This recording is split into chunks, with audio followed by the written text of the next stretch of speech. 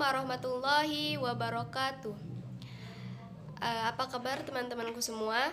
Bertemu lagi dengan saya, Deviliana, dengan NIM 2011087 dari kelas PAI 2C.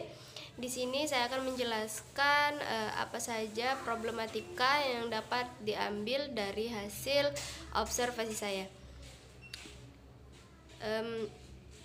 Sebelum saya menjelaskan apa saja problematika yang akan saya jelaskan, di sini teman-teman boleh menonton dulu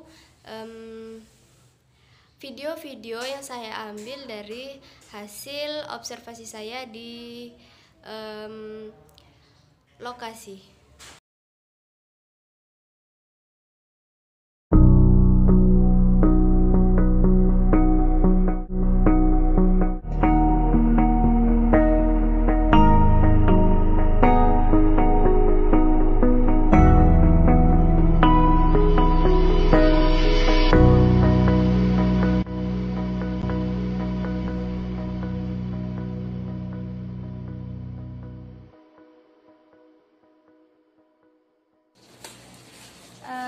Halo, selamat siang. Assalamualaikum warahmatullahi wabarakatuh. Setelah saya Deviliana dengan NIM 2011087. Di sini saya akan mewawancarai beberapa siswa kelas, ada siswa kelas 3 SMP.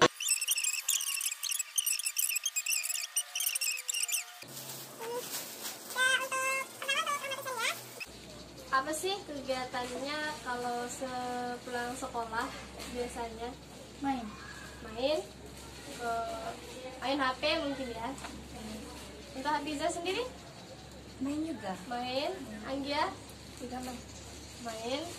Nggak disuruh orang tuanya untuk mengulang pelajaran di sekolah? Oke. Untuk biasanya kan main sama teman-teman, jalan-jalan sampai sore tuh pasti. Sampai sore ya biasanya. Oke. Kalau di malam hari apa kegiatannya biasanya? main game, nonton, main game, HP lagi ya, mesti HP karena sekarang kebanyakan anak-anak sekolah itu mesti sibuk dengan HP ya. Main game apa? Free Fire. Oh. Cewek ya, main Free Fire. Banyak teman mabarnya. banyak. Kenapa? Kok maksudnya setelah sekolah kok main? Kenapa nggak ngulang pelajarannya di sekolah? Alasannya? Pertama, karena malas. Nggak ada bimbingan dari orang tua. Oke, nggak ada bimbingan dari orang tua. Terus nggak disuruh belajar sama orang tua. Terus Lebih asik main HP. Lebih asik main HP. Oke, terus sekarang kelas berapa nih? Tiga SMP. Kelas 3 SMP. Kelas 3 SMP kan berarti bentar lagi mau lulus ya, lulus SMP. Terus ada rencana nggak lulus SMP mau kemana ya? Ke SMK ini, misal SMK farmasi atau SMK apa ya? SMK yang berkelas, minat nggak? Nggak ada niat. Belum. Kenapa? Belum tahu mau lanjut kemana?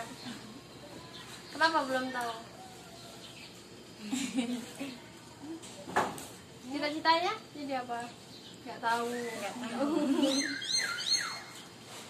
Apa sih sebenarnya yang membuat kalian minat untuk belajar tuh kecil sekali? Apa yang membuat kalian minat belajar itu kecil sekali? Sebenarnya lebih asik main. Iya, lebih seru main HP daripada belajar. Lebih seru main HP daripada belajar. Belajar membosankan. Belajar sangat membosankan. Oke. Di rumah berarti orang tua kurang membimbing ya. Oke. Berarti belajar cuman pas di sekolah doang. Oh. Sebelumnya tahu nggak apa sih keutamaannya menuntut ilmu? Tahu nggak? Nggak pernah diajarin. Ya, banyak sih keutamaan orang yang menuntut ilmu. Terus orang-orang yang berilmu itu salah satunya Allah angkat derajatnya, Allah mudahkan jalannya menuju surga. Kemudian apa ya, banyak sekali keutamaan jika kita menuntut ilmu dan kita jadi orang yang berilmu.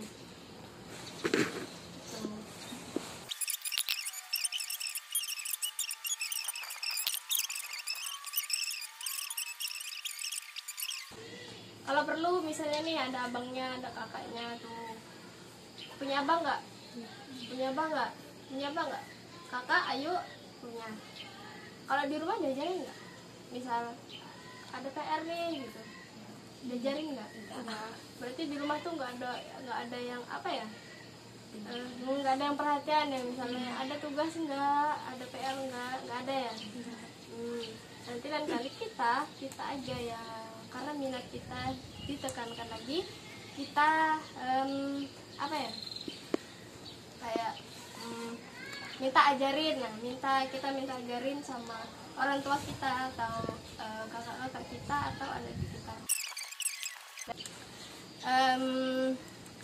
Itu tadi wawancara yang sudah kami lakukan bersama adik-adik kita dari adik-adik jenjang sekolah menengah pertama atau SMP, terkait tentang kurangnya minat siswa atau siswi untuk melanjutkan pendidikan dan kurangnya minat untuk belajar, dan kurangnya perhatian keluarga untuk mendidik anak di lingkungan keluarga. Baik, terima kasih. Wassalamualaikum warahmatullahi wabarakatuh. Baik teman-teman, setelah saya melakukan observasi dan teman-teman sendiri melihat video-video hasil dari saya mengobservasi atau mengamati, di sini saya akan menjelaskan 3 problematika yang berkaitan dengan pendidikan dari video-video yang saya gabungkan tadi. Ada 3 problematika yang sebenarnya itu saling berkaitan, namun di sini saya akan bahas satu persatu. Problem yang pertama yaitu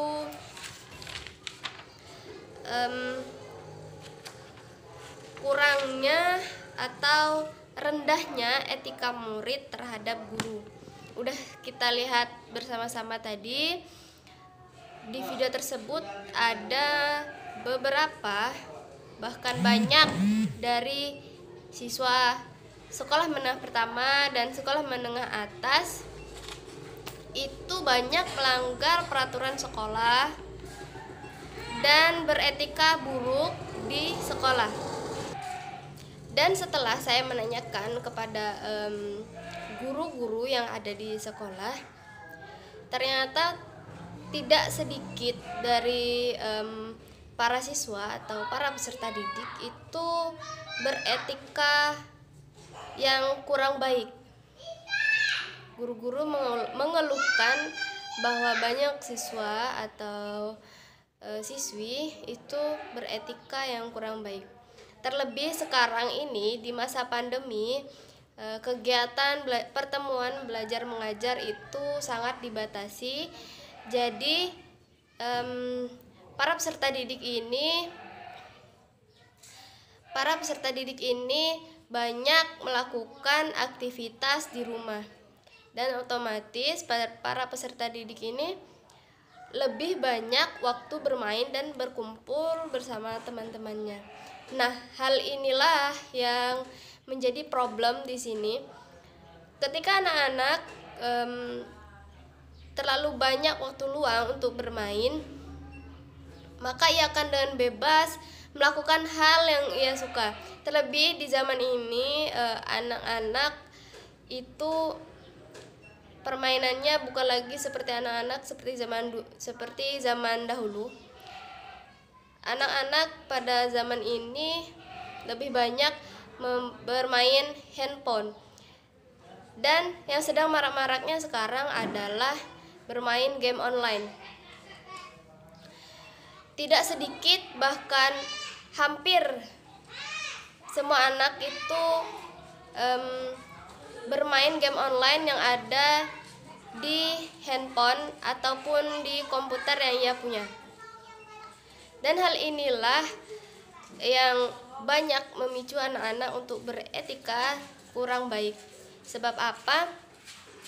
Di dalam game itu tidak dibatasi, tidak ada batasan umur untuk orang-orang yang ingin memainkannya atau bebas dimainkan. Nah, sedangkan anak-anak yang mungkin belum bisa memilih dan memilah mana hal yang baik dan mana hal yang buruk, dan kurangnya bimbingan, dia akan meniru dan merealisasikan hal-hal yang dia dapat di dalam permainan-permainan itu dan direalisasikan juga di sekolah. Seperti anak-anak ini ketika masuk sekolah tidak berpakaian rapi, kemudian tidak menghormati guru. Ketika guru menjelaskan, ia akan sibuk sendiri berbicara di belakang, kemudian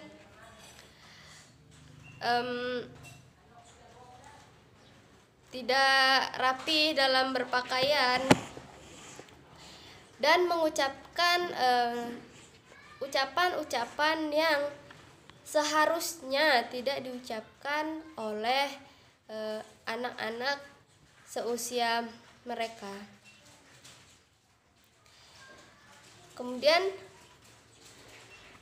apalagi contoh yang ada di problem ini, yaitu banyak juga anak-anak yang belum usianya masih dini itu sudah merokok, melanggar peraturan-peraturan yang ada di sekolah.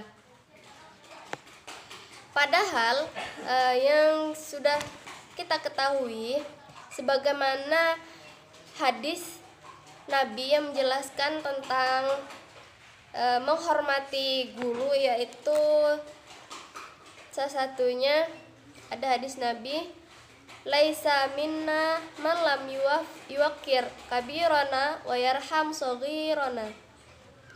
Yang artinya, tidak termasuk golongan kami orang yang tidak memuliakan orang yang lebih tua dan tidak menyayangi orang yang lebih muda. Kemudian sahabat Nabi Khalifah Umar bin Khattab juga mengatakan, tawadda'u liman ta'allamuna minhu. Tawaduklah kalian terhadap orang yang mengajari kalian. Kemudian teman-teman, selain kita harus menghormati guru kita, seharusnya kita berpakaian rapi saat ke sekolah, karena itu juga bentuk akhlak kepada guru dan sekolah.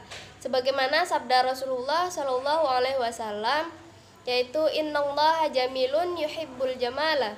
Sesungguhnya Allah itu indah dan suka kepada keindahan. Hadis riwayat Ahmad, Muslim, dan Al-Hakim. Para sahabat Nabi juga sudah mencontohkan ya kepada kita dalam menghormati guru. Sahabat Ibnu Sa'id Al-Khudri radhiyallahu anhu berkata, kunna julusan fil masjidi idh kharaja Rasulullah fajalasa ilaina faka'anna ala ru'usina tayra la yatakallam ahada minna. Artinya, saat kami sedang duduk-duduk di masjid, maka keluarlah Rasulullah SAW, kemudian duduk di hadapan kami, maka seakan-akan di atas kepala kami terdapat burung, tak satupun dari kami yang berbicara. Begitulah para sahabat mencontohkan kepada kita. Ibarat kita sekarang ini, saat ada guru menjelaskan di depan, kita juga seharusnya tidak berbicara sendiri atau sibuk sendiri di belakang. Kemudian apa sih sebenarnya alasan timbulnya problem ini? Mungkin bisa jadi alasan terjadinya problematika ini dengan sebab banyaknya waktu bermain anak ketimbang waktu belajar, kemudian kurangnya pendidikan dan perhatian yang menekankan kepada pendidikan karakter. Harusnya kita di sini lebih mengembangkan dan membentukkan karakter menjadi pribadi yang lebih baik. Kemudian alasannya mungkin kurangnya perhatian orang-orang di sekitar anak untuk mengajarkan dan mencontohkan hal-hal yang lebih baik. Kemudian bagaimana solusi untuk problematika yang pertama ini? Yaitu di sini saya mengutip ada beberapa solusi yang dapat kita lakukan. Yang pertama, kita mencontohkan dan mengajarkan bagaimana seharusnya beretika yang baik, kemudian lebih memperhatikan dan membentuk karakter yang baik, menegurnya dengan cara yang baik dan lembut, sebab ada sebagian anak yang akan memberontak jika ditegur dengan keras. Kemudian kita dapat memberi hukuman yang positif, lebih dekat atau mencoba pendekatan terhadap anak, kemudian memberinya nasihat, mengajak orang tua dan orang-orang di sekitar untuk juga beretika baik agar anak dapat menirunya dan tidak mengajarkan yang buruk. Kemudian jangan berlarut-larut dan membiarkan anak melakukan hal-hal yang buruk. Ketika kita melihat anak-anak itu ada yang janggal ataupun yang salah terhadap anak, itu kita wajib menegurnya agar ia tidak berlarut-larut dalam kesalahan. Kemudian teman-teman, di sini problem yang kedua yaitu kurangnya perhatian keluarga terhadap pendidikan anak. Pembahasan hasil observasi ini pada masalah kedua ini tentang problematika kurangnya perhatian keluarga terhadap pendidikan anak. Pada saat observasi saya sempat menanyakan kepada beberapa peserta didik. Teman-teman tadi juga sudah melihat mungkin sedikit cuplikannya. Saya menanyakan apa sih kegiatan adik-adik, kataku, kalau sepulang sekolah ataupun di rumah. Kemudian mereka menjawab main, kemudian jalan-jalan bersama teman-teman, kemudian bermain handphone, menonton film, dan bermain game. Dan seperti itulah kegiatan mereka sepulang sekolah, mulai dari siang, kemudian sore sampai malam. Malam pun katanya terkadang bermain game, menongkrong itu. Kemudian saya juga menanyakan kenapa tidak mengulang pelajarannya ataupun mengerjakan tugasnya. Kemudian mereka pun menjawab karena di rumah tidak ada yang membimbing dan menyuruhnya atau mengingatkan mereka untuk hal-hal itu. Hal-hal itu adalah untuk mengulang pelajaran ataupun mengerjakan tugas-tugas sekolah. Dan inilah yang menjadi problem di sini. Ternyata banyak orang tua yang kurang memperhatikan pendidikan anaknya, membiarkan anaknya bebas bergaul. Kemudian sebenarnya hal ini juga berkaitan dengan problem pertama yang saya jelaskan tadi. Orang tua dan keluarga di rumah tidak mengawasi bagaimana anaknya bergaul, sehingga pendidikannya terbengkalai dan etikanya pun buruk. Anak-anak bebas meniru apa yang dia dapatkan dari pergaulannya. Bahkan tak sedikit pula anak-anak yang tidak diingatkan untuk sholat dan mengaji. Padahal yang sudah kita ketahui bahwa pendidikan pertama dan utama bagi anak adalah di dalam keluarga. Sebab orang tua bertanggung jawab juga dalam pendidikan anak, khususnya di luar lingkungan sekolah ataupun di rumah. Sebagaimana firman Allah Subhanahu wa taala, a'udzubillahi minasyaitonirrajim, bismillahirrahmanirrahim.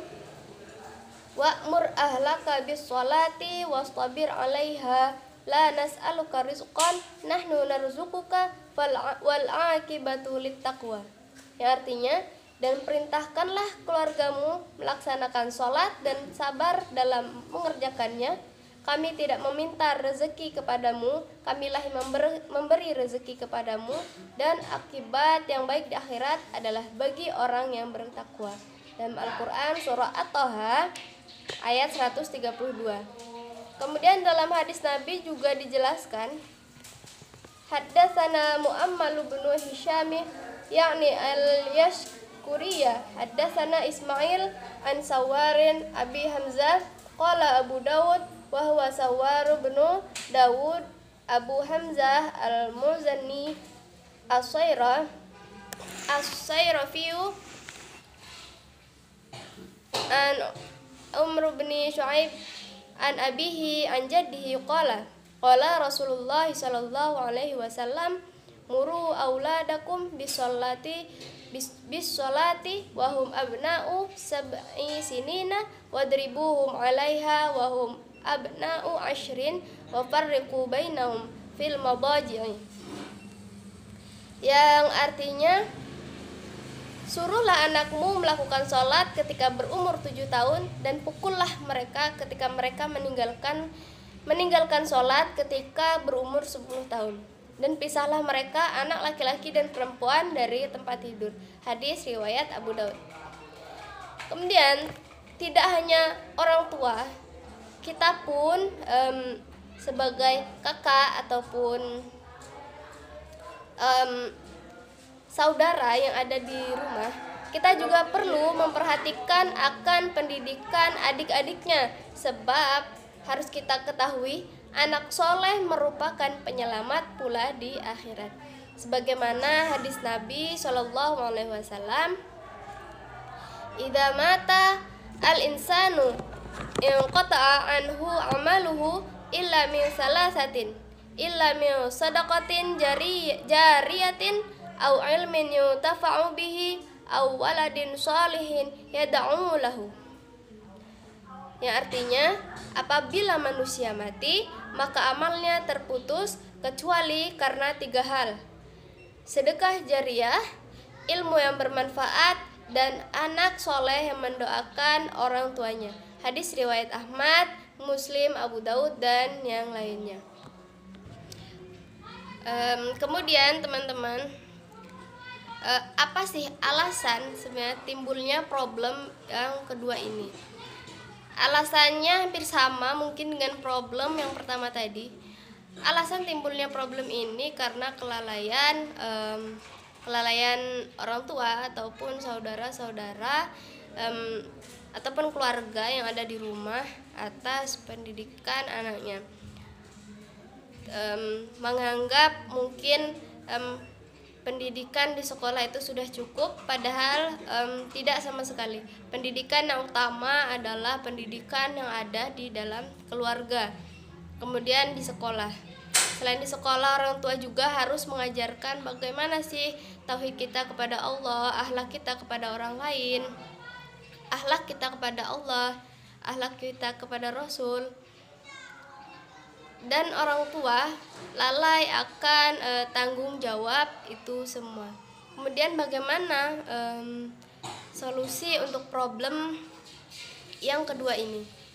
Mungkin solusinya dapat kita kutip bahwa seharusnya orang tua lebih memperhatikan bagaimana anak itu bergaul, dengan siapa anak itu bergaul, kemudian mengajari anak-anaknya bagaimana beribadah yang baik, kemudian beretika yang baik. Solusi yang cukup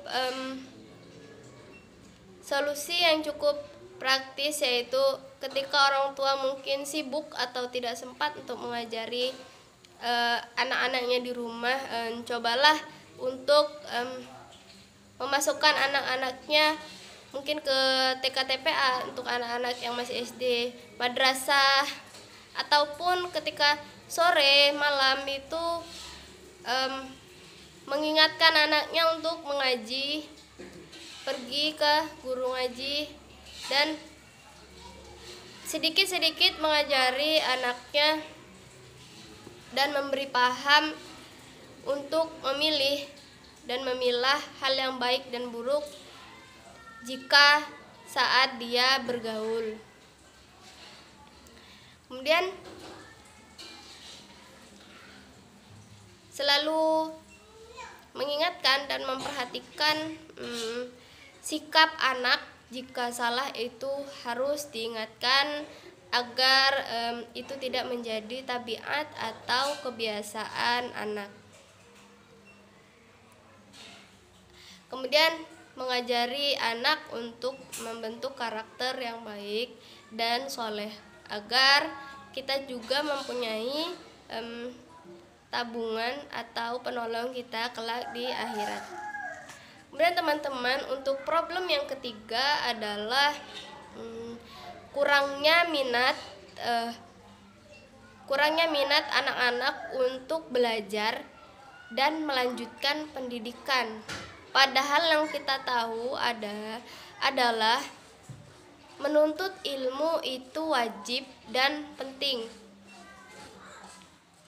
Di sini setelah saya observasi, banyak sekali atau tidak sedikit dari anak-anak itu minat untuk belajar itu hanya cuma-cuma. Minat belajarnya itu tidak ada, hanya pergi sekolah, pergi saja. Minat belajarnya itu sangat-sangat kecil. Ketika saya menanyakan kenapa minat belajarnya sangat kecil, mereka menjawab karena bermain itu lebih asik, sedangkan belajar itu membosankan, katanya. Kemudian saya juga melihat anak-anak dan menanyakan pada mereka. Ada beberapa anak yang saya wawancara itu dari kelas 3 sekolah menengah pertama, yang selanjutnya seharusnya akan melanjutkan ke jenjang pendidikan selanjutnya ke sekolah menengah atas. Saya menanyakan apakah setelah ini akan melanjutkan pendidikan ke jenjang selanjutnya atau bagaimana.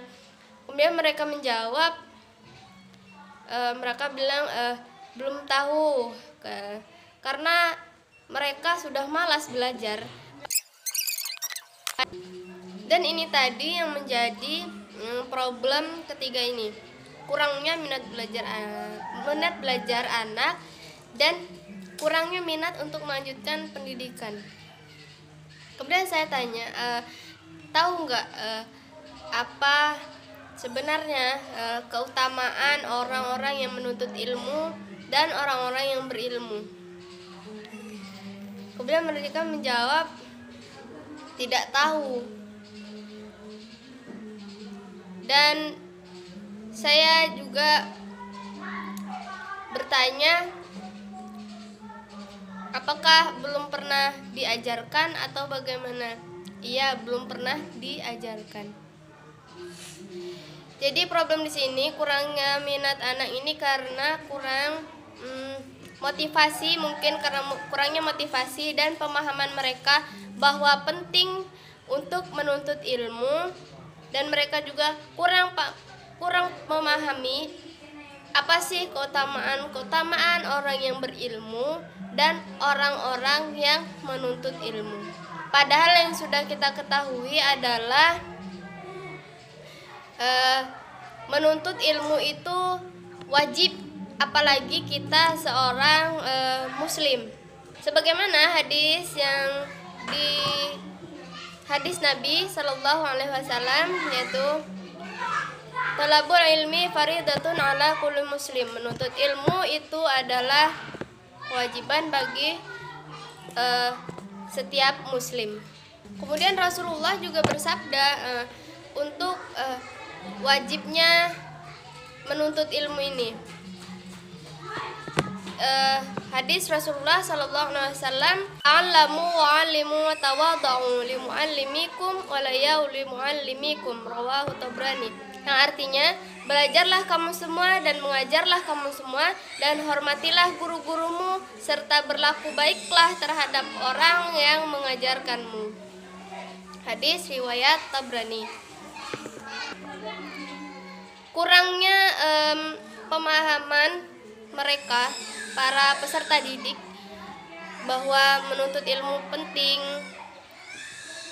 bahwa keutamaan-keutamaan orang menuntut ilmu dan orang-orang berilmu itu banyak sekali, seperti yang Nabi telah katakan, yaitu dari Anas bin Malik, Rasulullah Shallallahu Alaihi Wasallam bersabda, "Man kharaja fi talabil ilmi, fahuwa fi sabilillahi hatta yarji'a." Barang siapa keluar dalam rangka menuntut ilmu, maka dia berada di jalan Allah sampai ia kembali.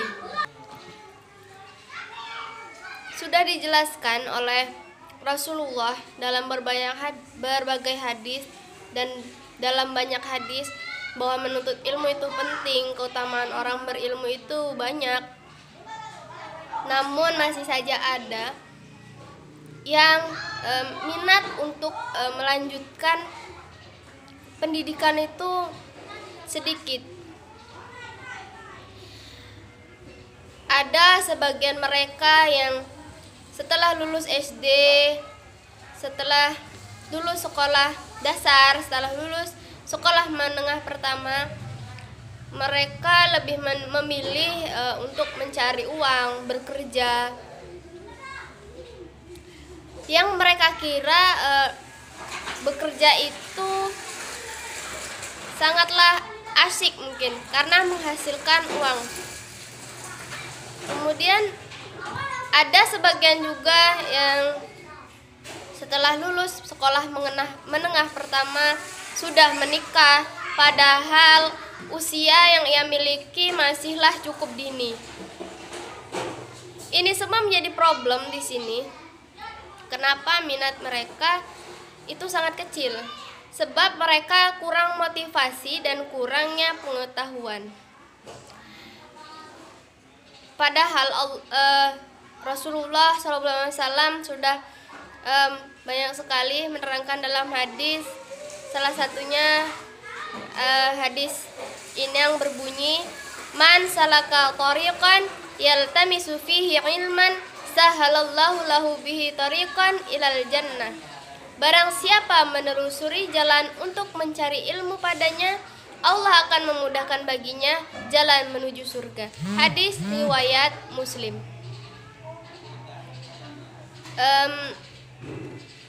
Inilah tadi yang menjadi problem ketiga, yaitu kurangnya minat peserta didik untuk belajar dan melanjutkan pendidikan.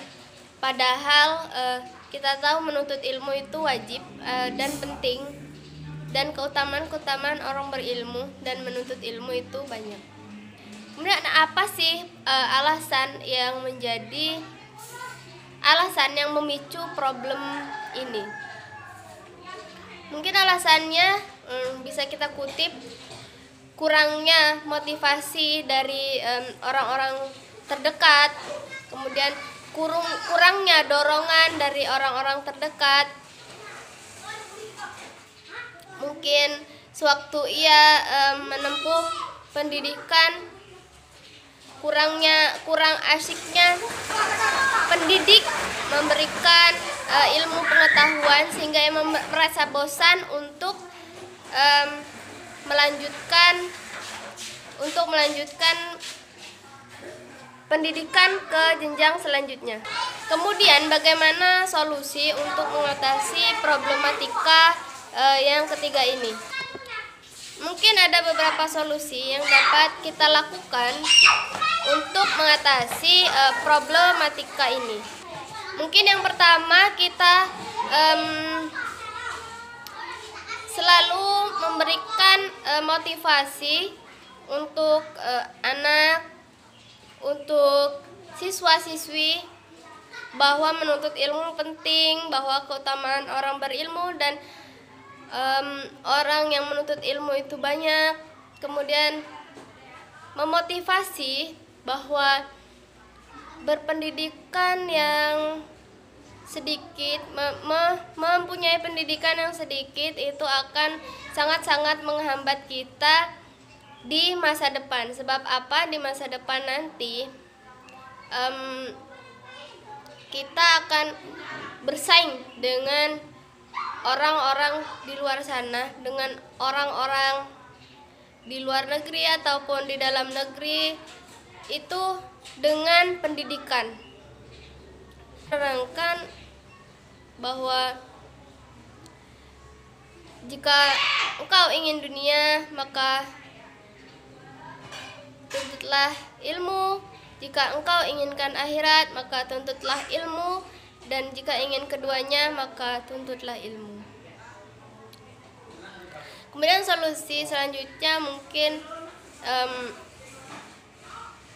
orang-orang terdekat ataupun orang tua, keluarga selalu mengajak dan mendorong anak untuk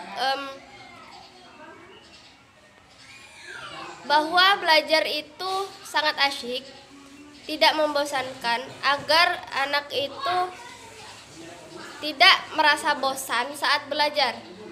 Kemudian untuk para pendidik, mungkin saat belajar ada beberapa peserta didik yang sulit untuk memahami apa yang disampaikan.